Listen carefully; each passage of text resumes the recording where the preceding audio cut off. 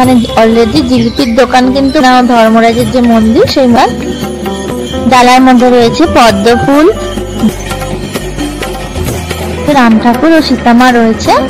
এখানে বজরংবলীর এবার দর্শন করাচ্ছি, প্রভুর দর্শন করাচ্ছি। হ্যালো বন্ধুরা, ওয়েলকাম টু মাই চ্যানেল। সকলে কেমন আছো? আশা করি খুব ভালো আছো। আজকে আবার একটা নতুন ব্লগে সকলকে স্বাগত জানাই। আর আজকে আমি আবারও চলে এসেছি হাওড়া রামরেজের তলা রাম মন্দিরের সামনে। দেখতেই পাচ্ছ রাম মন্দিরের বাইরে রাস্তাটা প্রচুর দোকানপাট বসেছে, আর আস্তে আস্তে কিন্তু একটু আধটু মেলার দোকানপাটও বসতে শুরু করে দিয়েছে। এই দেখো এখানে অলরেডি জিলিপির দোকান কিন্তু বসে গেছে। তো মেলা মানে জিলিপি তো খেতেই হবে। চলো মন্দিরের ভেতরে যাই আর সমস্ত ঠাকুর তোমাদের বিসর্জনের আগে আরেকবার দর্শন করিয়ে দিই। তো প্রথমেই আমি ঢুকে দেখাচ্ছি সাবিত্রী সত্যবান ও ধর্মরাজের যে মন্দির, সেই মন্দিরে দেখো সাবিত্রী সত্যবান রয়েছেন, আর এদিকে রয়েছে ধর্মরাজ ঠাকুর। মন্দিরের বাইরে এই জায়গাটায় ধূপবাতি দেওয়ার জায়গা রয়েছে, কেউ পুজো দিলে এখানে ধূপবাতি জ্বালতে পারো। তো চলো এবার মন্দিরের ভেতরে ঢোকা যাক। আর ঢুকেই প্রথমে তোমরা দেখতে পাবে এই ডালার দোকানটা। এখান থেকে কেউ পুজো দেওয়ার হলে পুজো কিনে নিতে পারো, নিয়ে পুজো দিতে পারো। দেখতেই পাচ্ছ ডালার দোকান, ডালার মধ্যে রয়েছে পদ্ম ফুল, ধূপ, মোমবাতি, সিঁদুর, এই সমস্ত কিছু।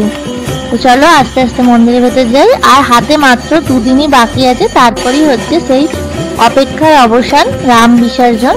আর এই দেখো তার উল্টো দিকে একটা মন্দির রয়েছে ছোট্ট, এটা হচ্ছে লক্ষ্মী নারায়ণের মন্দির। আর এখানে রয়েছে বামন অবতার, এছাড়া আরো অনেক ঠাকুর রয়েছে। দেখো তোমাদেরকে দেখাচ্ছি।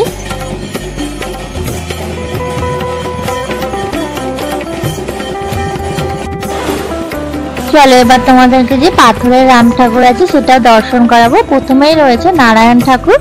তো মন্দিরের ওপরে উঠে আমরা নারায়ণ ঠাকুরের দর্শন করছি।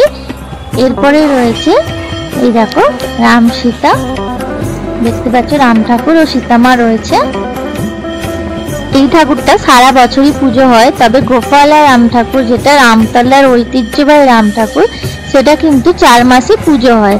আর শ্রাবণ মাসের শেষ রবিবার অর্থাৎ আগামী 17ই আগস্ট ঠাকুরের নিরঞ্জন হবে। তো তার জন্য আজকে আমি আবারও চলে এসেছি রাম মন্দিরে তোমাদের ঠাকুর দর্শন করাবো বলে। আর তার পাশেই রয়েছে দেখো মহাদেবের একটি মূর্তি, হর হর মহাদেব। তোমাদের মহাদেবের দর্শন করিয়ে দিলাম। চলো এবার যে সেই ঐতিহ্যবাহী রাম ঠাকুর, সেই ঠাকুরের আরো একবার দর্শন করাচ্ছি। দেখো দূর থেকে তোমাদের দেখাচ্ছি কত মানুষজন এসছে, কেনাকাটা করছেন, পুজো দিচ্ছেন। তো চলো ওখানে ওদিকে আরতি হচ্ছে, আর মেলাটাও তোমাদের একটু ঘুরিয়ে দেখিয়ে দিই। প্রচুর দোকানপাট বসেছে, আর বিসর্জনের দিন তো আরো পুরো রাস্তা জুড়েই দোকানপাট বসবে। তো তোমরা কারা কারা আসছো বিসর্জনের দিন অবশ্যই কিন্তু আমাকে কমেন্ট বক্সে কমেন্ট করতে ভুলো না। আমি তো আসছি আর সমস্ত বিসর্জন তোমাদের সঙ্গে শেয়ার করব। প্রায় 300 বছরেরও বেশি ধরে এই পুজো চলে আসছে রামরাজের তলায়। অযোধ্যা থেকে প্রায় 900 কিলোমিটার দূরত্বে অবস্থিত সাঁতরাগাছি অঞ্চলের জমিদার অযোধ্যা রাম চৌধুরীর আরাধ্য দেবতাই হচ্ছে এই রাম ঠাকুর।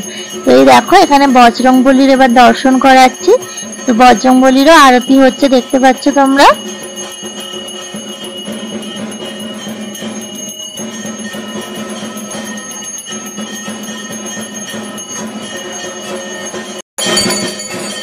দেখো এবার স্বয়ং প্রভুর দর্শন করাচ্ছি, দেখতে পাচ্ছ এদিকে আরতি চলছে। 4 মাস এই ঠাকুর থাকে। হাওড়া শহরের অতি প্রাচীন মন্দিরগুলোর মধ্যে এই রাম মন্দিরও একটি অতি প্রাচীন মন্দির। তো অপূর্ব সুন্দর লাগছে। দেখো রাম ও সীতা মাকে খুব সুন্দর করে ফুলমালা দিয়ে সাজানো হয়েছে।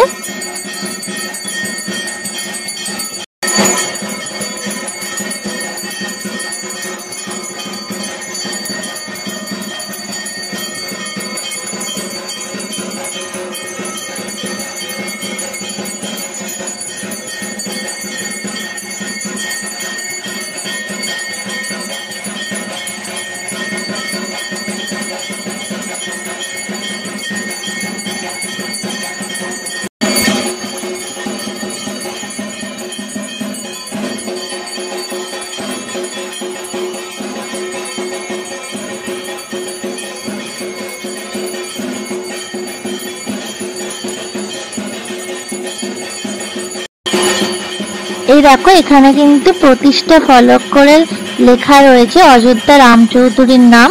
তো তোমাদেরকে আগেই বললাম এই রাম ঠাকুরের প্রতিষ্ঠাটা কে।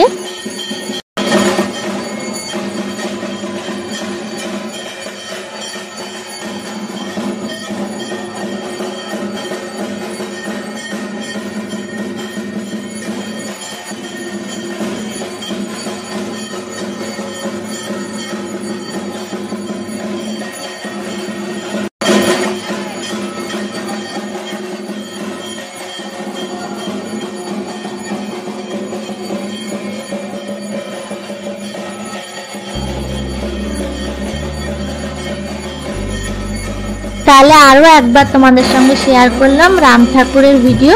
তো তোমাদের কেমন লাগলো অবশ্যই জানিও। আর হাতে 2-3 দিনই বাকি আছে, তারপরে রবিবার দিন 17ই আগস্ট কিন্তু ঠাকুরের বিসর্জন। যারা এখনো আসোনি তারা আসতেই পারো, এই 2-3 দিনের মধ্যে ঠাকুরের দর্শন করে যেতে পারো।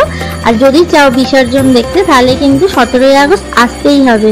তো আজকের মতো ভিডিওটা আমি এখানেই শেষ করছি, আবার দেখা হবে নেক্সট ভিডিও। ততক্ষণ সকলে খুব ভালো থেকো, সুস্থ থেকো।